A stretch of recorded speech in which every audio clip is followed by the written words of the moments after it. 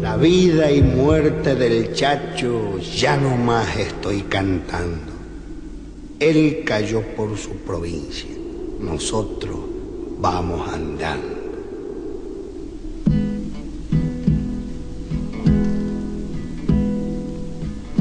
El tema de Ángel Vicente Peñalosa es un tema que realmente nos apasiona a los riojanos.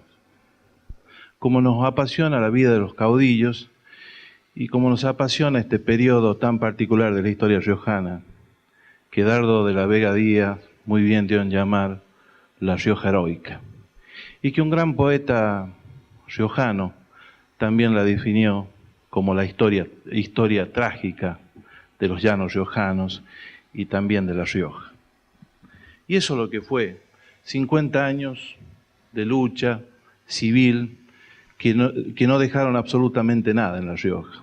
Fue tierra arrasada, en un lugar que había sido fundado en lo más lejos de lo que era el circuito económico de la colonización española. Totalmente aislada de todo, buscando la explotación de un cerro que tenemos acá cerca, el Cerro Famatina, ya famoso por los incas, y que eso la hizo fundar en un lugar lejano de todo. Al mes de haber sido fundada ya pedían los vecinos reunidos en Cabildo algunos beneficios, algunas prebendas por el lugar el sitio donde había sido fundada La Rioja y por estar lejos. Entre ellos, por ejemplo, la introducción de esclavos, el no pagar impuestos y todo lo demás a la caja real. Y cuando yo pensé en el título de esta conferencia, El Chacho y las Montoneras, surgió justamente porque hay una diferencia notable entre los tres caudillos que representan a La Rioja, y en esto lo incluimos a Felipe Varela, ¿no? Que sabemos nació en Guaycama, muy cerca de San Fernando del Valle de Catamarca, pero que hizo toda su campaña política y militar, toda su vida, entre Guandacol y Chile, ¿no? Pero fue La Rioja donde se radicó y donde realmente tomó cuerpo esa figura de caudillo americano que después iba a ser.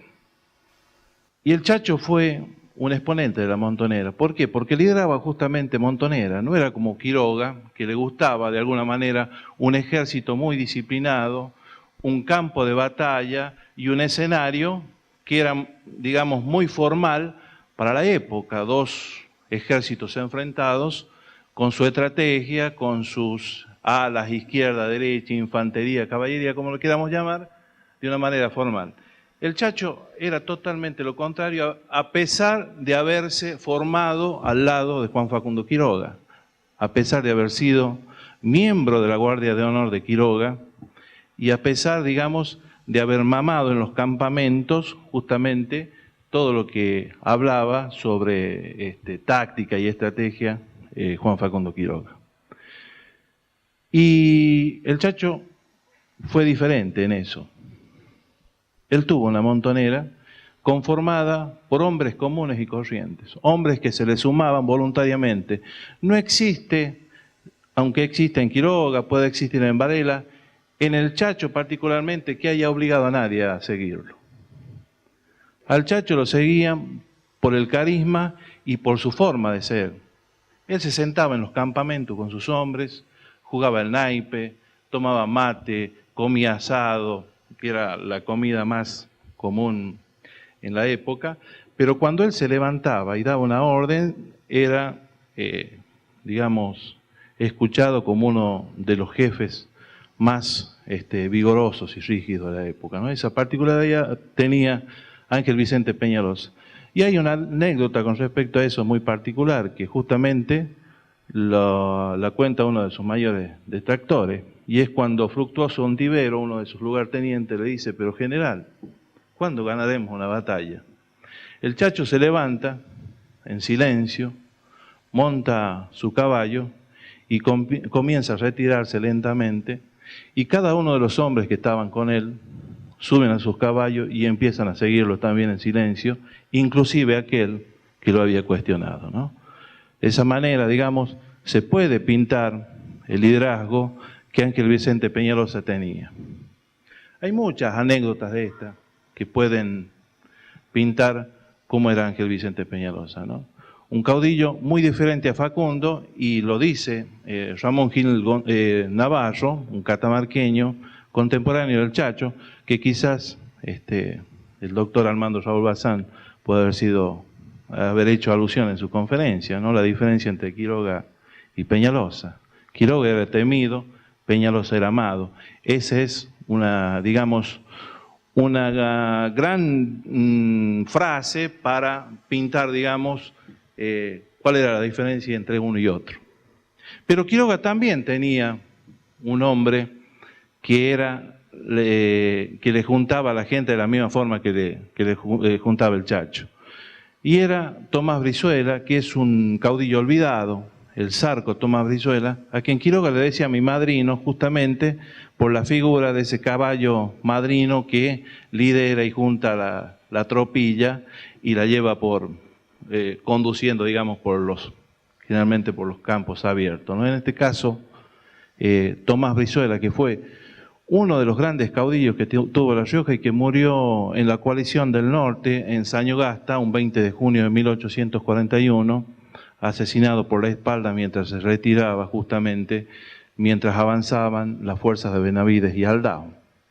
Ayer se decía de que, bueno, cuando hablaba el doctor Cueto sobre la figura de Aldao, y decía que se conocieron, no solamente se conocieron, sino también que combatieron, ¿no?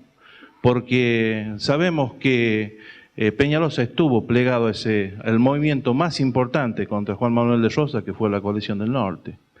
Y Aldao invadió los llanos, y ahí se enfrentaron con Ángel Vicente Peñalosa, ¿no? A quien no pudieron doblegar, como 20 años después tampoco pudieron doblegar las tropas enviadas por Mitre. Como sabemos, el Chacho, en ese movimiento que fue posterior a la muerte de Quiroga, se sumó, muchos de los historiadores dicen, ¿no?, que porque vinieron los unitarios y le dijeron de que Rosas tenía que ver con la muerte de Quiroga, el Chacho se levantó contra el gobernador porteño. En realidad no fue así, había profundas razones económicas. La Rioja tenía desde Quiroga un proyecto de moneda, de acuñación de moneda, mientras en el país no circulaba moneda argentina, sino moneda boliviana y moneda chilena. Y La Rioja era la única en posibilidades de acuñar esa moneda. Y ese proyecto, esa visión de La Rioja acuñadora de moneda, ese viejo proyecto que podía sacar del estancamiento a la provincia de La Rioja, que lo había tenido Quiroga, que después la tiene Tomás Brizuela y que también la tiene el Chacho. Hay una carta que el Chacho le envía a Ibarra, por entonces gobernador de Santiago del Estero, donde le pide un crédito a la provincia de Santiago del Estero para reactivar ese viejo proyecto de acuñación de moneda que tenía La Rioja. O sea que en los años 60, o más allá de los 60, La Rioja seguía pensando en lo que habían pensado sus fundadores, ¿no? En esa madre de metales que era el Famatina, donde se podía extraer los minerales, que era la única posibilidad de sacar a esta provincia adelante. Pero bueno, La Rioja tenía otras posibilidades. La Rioja era ganadera en los llanos, La Rioja tenía valles donde se practicaba la agricultura, y cuando recién Martín hablaba de esas asambleas de mulas, lo dice con Colo Corvo, ¿no? Asambleas de mulas, de miles de mulas en el norte, ahí estaban también las mulas de los llanos, ¿no? Los llanos que no solamente criaba ganado vacuno y caprino, sino que también había una importante cantidad de mulas ahí que se criaban. Bueno, pero ¿qué es esto de la montonera? Es, digamos, a veces difícil explicarlo, cómo un grupo de gente sigue a un caudillo por diversas razones, ¿no? Puede ser obligado, puede ser por su carisma, pero bueno, la conformación de los llanos, la conformación de la población de los llanos va a ser muy particular. Y esto se va a dar en el siglo XVIII, cuando se termina la mano de obra indígena y comienzan a ver de qué forma o cuál va a ser la mano de obra que van a trabajar los campos de la provincia de La Rioja.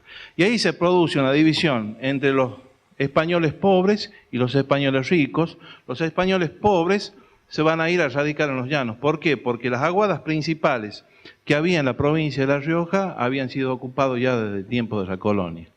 Allí van a ir también los negros libres, van a ir los indios libres y van a conformar toda esa masa que va a ser después la gente que va a conformar esta montonera. No olvidemos que La Rioja casi no tenía instituciones del Estado, o sea, eran gobiernos que, si bien es cierto, ascendían, pero inmediatamente caían. Y los signos de liberal necesitaban sí o sí una fuerza militar para mantenerse en el poder. Hubo un cierto orden, por ejemplo, cuando estuvo Facundo Quiroga. Y Facundo Quiroga, que llegó por circunstancias muy especiales y que fue justamente por la sublevación del ejército del norte en Arequito y por la sublevación de los cazadores de los Andes en San Juan. Ahí surge la figura de Quiroga, aunque en el 17 había sido ya designado comandante de armas de los llanos, había contribuido a conformar junto con el tío del Chacho, Fulgencio Peñalosa, con 200 llanistas, esa expedición que después iba a tomar Copiapó y Huasco a pedido de San Martín en el cruce de los Andes, pero digamos no había avanzado en la cuestión política como lo hizo en el año 20. Esta sublevación del ejército del norte en Arequito y en San Juan, que tenía, digamos, el objetivo de retornar hacia el norte, porque estas fuerzas habían sido llamadas de Buenos Aires para defender el gobierno del Directorio, ellos no querían bajar hacia Buenos Aires para pelear con los hermanos del litoral. Ya Ramírez y López avanzaban sobre Buenos Aires, incluso San Martín había sido llamado para que bajara a Buenos Aires a defender el gobierno. Entonces, ese ejército o esa parte del ejército de San Martín que se subleva en San Juan decide bajar hacia Salta para unirse a Güemes en la lucha que se llevaba por la independencia, desobedeciendo la orden de Buenos Aires que quería que bajaran a defender el gobierno central. Ese hecho produce el surgimiento de Juan Facundo Quiroga ya como líder indiscutido y termina con las facciones, digamos, que se habían dado en La Rioja desde la colonia, que eran los Ocampo y los Dávila, y que manejaban el poder político, alternándose en los cargos más importantes que tenía La Rioja. Ese hecho, digamos, de la sublevación, también termina con el primer gobernador de la autonomía riojana, que va a ser Francisco Antonio Ortiz de Ocampo, que había sido elegido como el primer gobernador de La Rioja Autónoma, y que este gobernador sale al encuentro de estos sublevados de San Juan porque ellos iban hacia Salta, y en los Colorados se sostiene una batalla donde los cazadores de los Andes vencen al gobernador Ocampo, Ortiz de Ocampo, ingresan a La Rioja, comienzan a saquearla. Cuando se terminan los recursos ahí en la capital riojana, avanzan sobre los llanos, comienzan a apoderarse del ganado de los propietarios de los llanos. Entonces surge la figura de Juan Facundo Quiroga, quien va a evitar eso, baja a la capital riojana, destituye a Ocampo y lo llama a Nicolás Dávila, que estaba exiliado en Tucumán justamente por la persecución que Ocampo había hecho contra Dávila, lo pone de gobernador y bueno, después de algunos años también Quiroga iba a tener que destituir a Nicolás Dávila porque bueno, tenía celos, el verdadero jefe político y militar de La Rioja era Quiroga, se inmiscuía, digamos, en las cuestiones de gobierno y eso generó bastante celo. Entonces Nicolás Dávila envía a su hermano Domingo, lo designa general para que se apodere de un importante arsenal que tenía Quiroga en Atiles y que es evitado justamente por el Zarco Brizuela, por el mayor Cáceres y otros oficiales muy importantes que tenía Quiroga en la región, y eso produce, digamos, un enfrentamiento entre los Dávilas y Quiroga que va a terminar con la destitución de Nicolás Dávila como gobernador, en una batalla que se da en 1823 en un lugar muy cercano a la capital de La Rioja, que se llama El Puesto, y ahí terminaba, digamos, también la influencia que los Dávilas habían tenido de la época colonial. Lo había hecho con Ortiz de Ocampo en el 20 y en el 23 terminaba con los Dávila. Y surgía este caudillo, Juan Facundo Quiroga, que también venía de una familia muy importante de los llanos, ¿no? Era un hombre, y esto hay que tener en cuenta, de fortuna, una fortuna que ya la había hecho su padre y que se había sumado también a la de su madre, que los Argañarás eran tenían importantes extensiones en los llanos, a tal punto que una de las sierras lleva hoy su nombre, ¿no? La Sierra de Argañarás, y era justamente de la familia de la madre de Facundo Quiroga, que era Juana Rosa Argañarás. En esos momentos, el Chacho era un soldado más de Facundo Quiroga.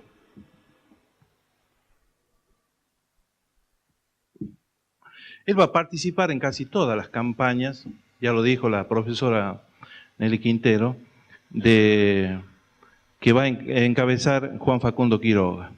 En la batalla del Tala surge el Chacho con la especialidad que tenía en la batalla, que era enlazar los cañones del enemigo y traerlos para su lado, ¿no? También va a ser herido en muchas oportunidades, no una sola, siempre se dijo que fue herido en una sola oportunidad, tenía muchas heridas, ¿no? y muchas de gravedad. Cuando Quiroga avanza sobre Córdoba, porque se creía con derecho a poner, digamos, un gobernador en Córdoba, justamente porque él había hecho todo el trabajo político justamente en el noroeste argentino, había hecho todo el esfuerzo, había conformado un gran ejército, y cuando en coordinación tanto con López como con Rosas avanza sobre Córdoba, el Chacho, que iba en ese ejército, no va a participar de la tablada como siempre se dijo. Por una cuestión familiar le llega una carta de que estaba muy enferma, y esto lo dice también Ramón Gil Navarro, su mujer, ¿no? Victoria Romero, que no tenía la trascendencia todavía que después iba a tener en las luchas federales encabezadas por Ángel Vicente Peñalosa. Cuando Peñalosa se entrevista con Quiroga, le dice: mire, está muy enferma, se está muriendo mi mujer, quiero volver a los llanos. Quiroga se enoja mucho y le dice: mire, si usted en una hora, si en una hora yo lo veo en el campamento, lo hago fusilar, ¿no?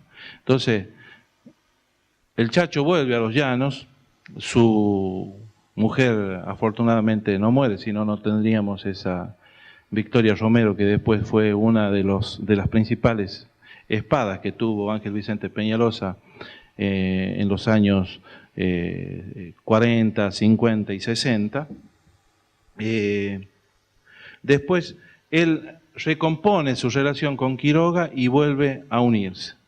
Cuando es muerto Facundo Quiroga, él no queda como el principal caudillo. Había otros caudillos que eran más importantes que Peñalosa en ese momento. Hipólito Tello, por ejemplo, de Catuna, o Lucas Llanos de Anvil.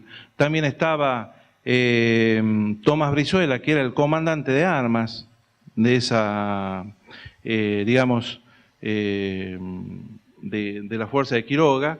E Hipólito Tello en ese momento también era gobernador. Tomás Brizuela había sido gobernador. Gobernadores que los ponía Quiroga y los sacaba de acuerdo a las circunstancias, ¿no? Hay famosas anécdotas de cómo ponía y sacaba los gobernadores Quiroga. Por ejemplo, cómo lo destituye a Baltasar Agüero.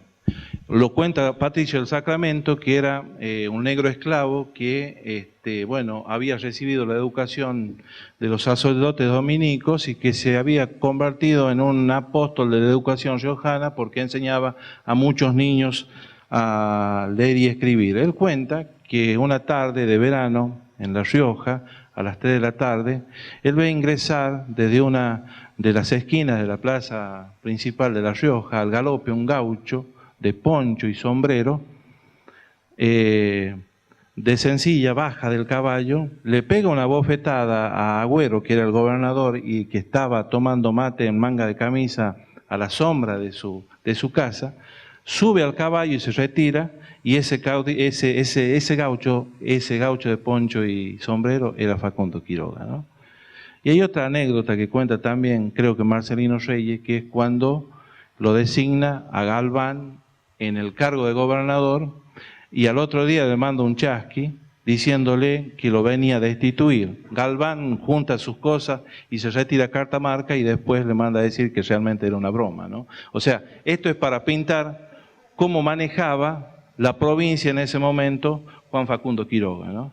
Él no quiso ser gobernador, fue solamente 3 meses después de la destitución de Dávila, pero se dio cuenta que no era para eso, como también Peñalosa pudo ser las veces que quiera gobernador cuando él lideraba, pero ponía a los hombres que él creía que podían llevar adelante bien la provincia, inclusive a un tibio federal como era Manuel Vicente Bustos, que puso no solamente una vez, sino 3 o 4 veces como gobernador, ¿no? Bustos después, por supuesto, lo iba a traicionar, porque de acuerdo a las circunstancias, Bustos no estaba muy comprometido con el Chacho, entonces o estaba con los liberales, con los enemigos del Chacho, o estaba con el Chacho, no era la realidad. En este marco, digamos, surge la figura de Ángel Vicente Peñalosa, y cuando es más reconocido en el año 41, cuando se levanta contra Rosas, y es el primer exilio y el único que va a hacer hacia Chile. En ese momento, y esto no lo dice Sarmiento, la mayoría de la gente iba a visitarlo porque era una figura muy atractiva, tenía un gran carisma el Chacho. Y el presidente Bulnes de Chile es el que se interesa y quiere conocerlo. Y se acerca al Chacho y le dice, ¿cómo le va, capitán Peñalosa? Y le dice, ¿y cómo quiere que me vaya? En Chile y a pie, es lo que dice Sarmiento. Pero Gil Navarro dice que la verdadera frase fue cortado a pie y en pago ajeno, ¿no? Que después, por supuesto, con su hábil pluma, Sarmiento iba a transformar en ese Chile y a pie.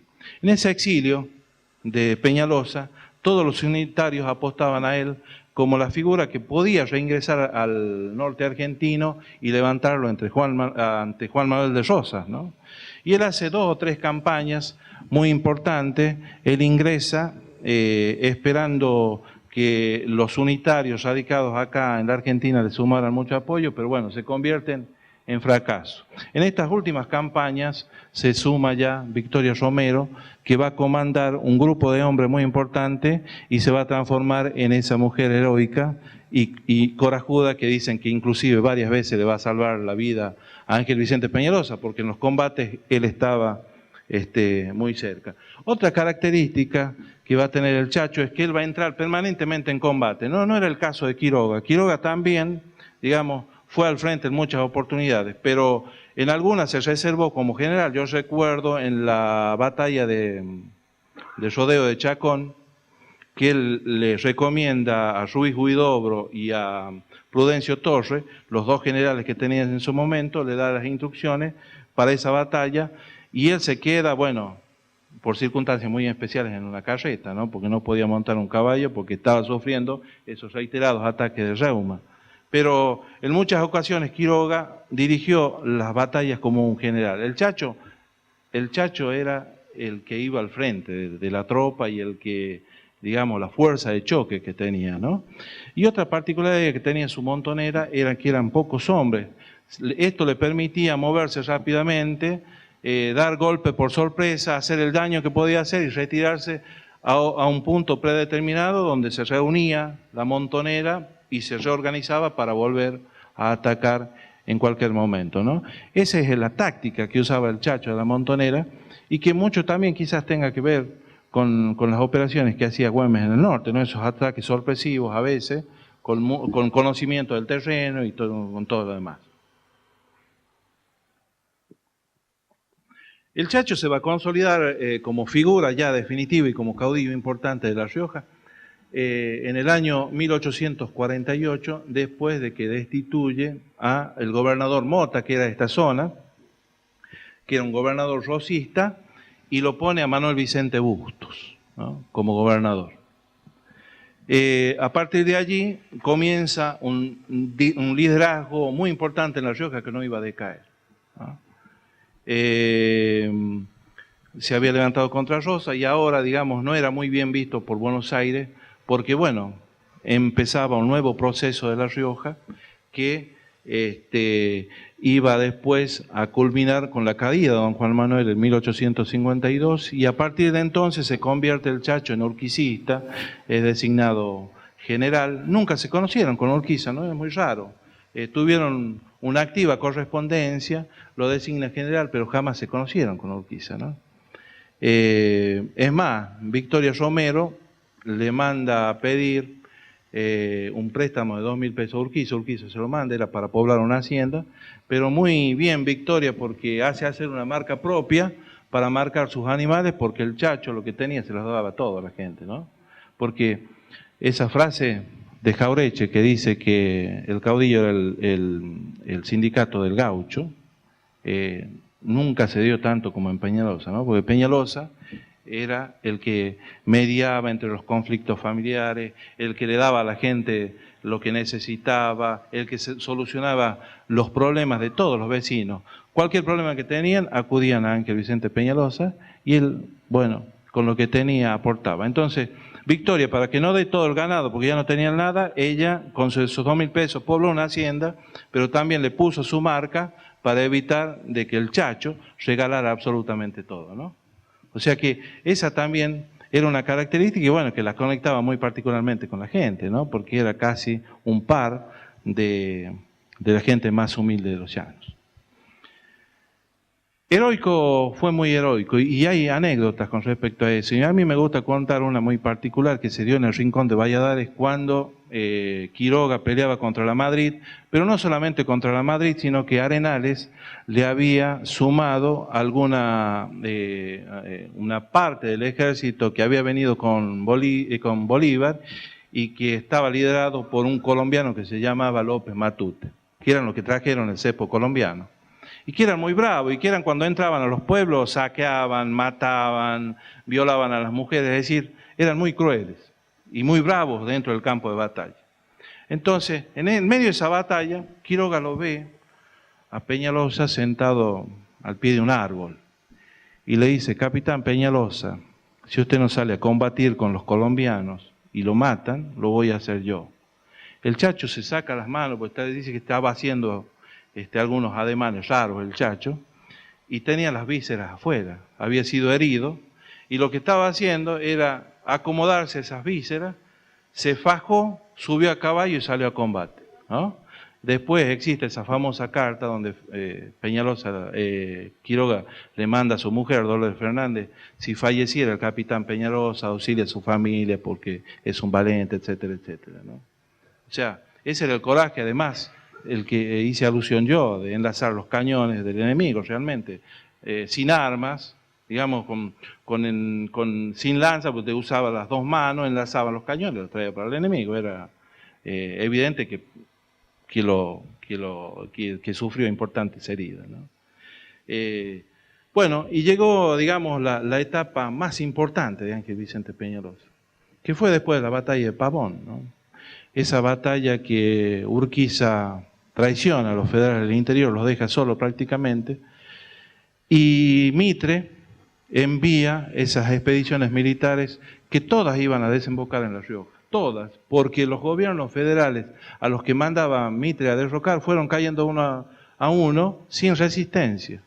Era la única que resistía ante el centralismo porteño, al nuevo orden instaurado por Bartolomé Mitre, era justamente La Rioja, con Ángel Vicente Peñalosa a la cabeza. Porque él creía de que Urquiza había perdido bien la batalla y él no iba a entregar La Rioja muy fácilmente, porque en cualquier momento Urquiza volvía al campo de batalla, volvía a liderar el federalismo argentino y, por supuesto, tenía grandes expectativas en volver a retomar el poder. Por supuesto no fue así. Los militares argentinos se resistían absolutamente todos a venir a los llanos. Ninguno quería. Mitre lo tenía Emilio Mitre, lo tenía Conesa, lo tenía importantes militares que habían sostenido, bueno, importantes batallas con mucha experiencia, pero ninguno se atrevía a venir a los llanos.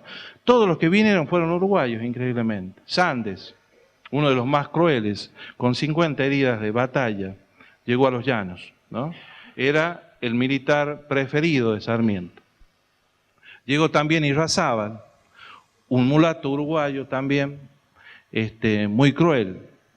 Llegó Rivas, que fue el menos, digamos, cruel con La Rioja.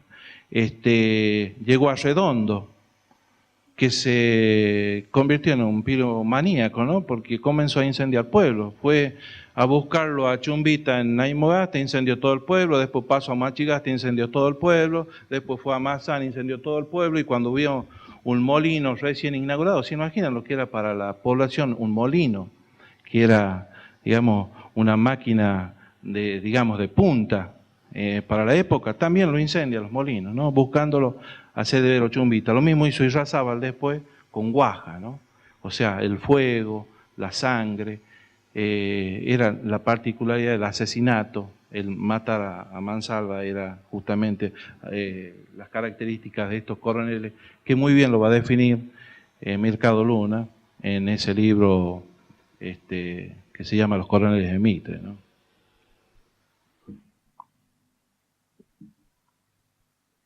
Bueno, vamos a ir un poco acortando la cuestión. El Chacho, como decía, era el único que se resistía en ese momento al nuevo orden de Mitre.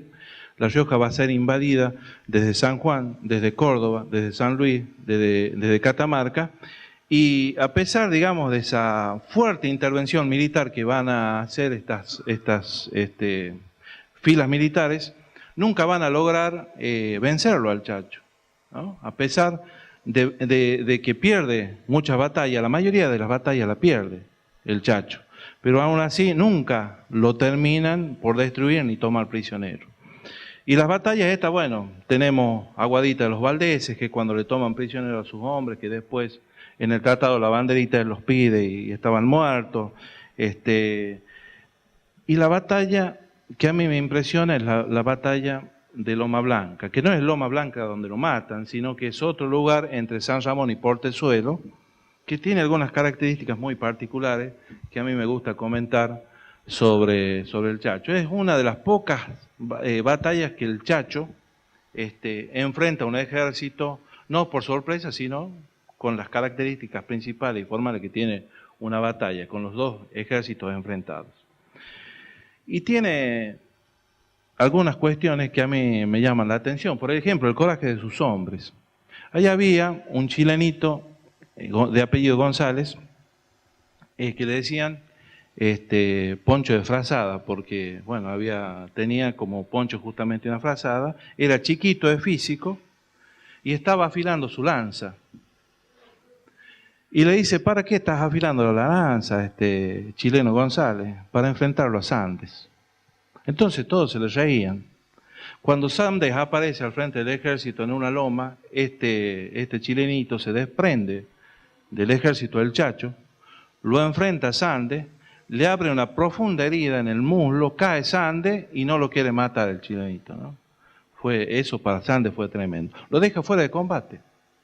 A un hombre, digamos, con una gran experiencia militar.